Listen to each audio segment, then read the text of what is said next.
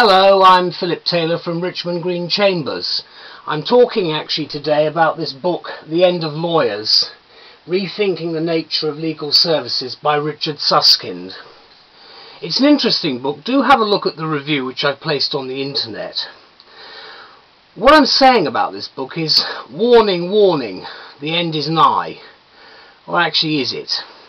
Because the problem about this book, and what in fact Susskind is trying to produce, is a statement about how information technology has impacted on the role of the legal professional.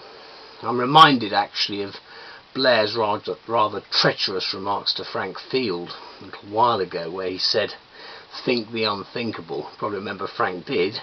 Then he got sacked. The problem is you've got to be very careful when you think the unthinkable, because obviously Susskind and others are made, I hope, of different stuff, and when we come to rethink our legal services, with the Legal Services Act being fully implemented at the moment and big changes on the way, we've got to be aware of exactly which direction we're going to go in the future. Obviously we're into a new decade of change very shortly. We've got through the early stages of the complete computer generation, with new things coming on the market all the time. One of the problems about this book is it actually does suggest a rather scary future for many people. At the time of recording this, we have an economic downturn. Clearly people's jobs are on the line. Just remember though what Shakespeare's remedy was, allegedly, in Julius Caesar. First, let's kill all the lawyers. Obviously that's not what we want. What we do want, with some of the imagery that's conjured up in Susskind's book, is a little bit of support for possibly some lawyers who may feel less than secure with their jobs and what they actually do. It's a difficult life, especially if you're an advocate. It's very lonely. There are 8 chapters in the book, and he's really driven by 2 particular forces.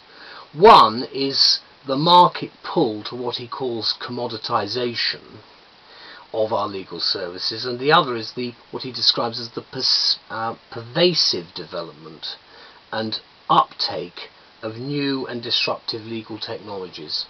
Well, he's not a Luddite, but you can probably recall, those of you who read history, that there are problems with any introduction of any new type of system. There are always going to be people who don't like it.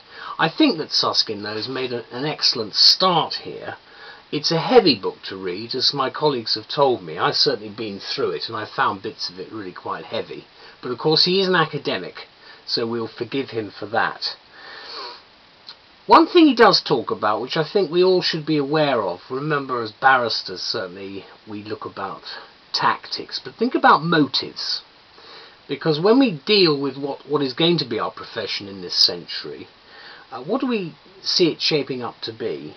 The question is, what actually is going to be the new beginning of our new structure for legal services?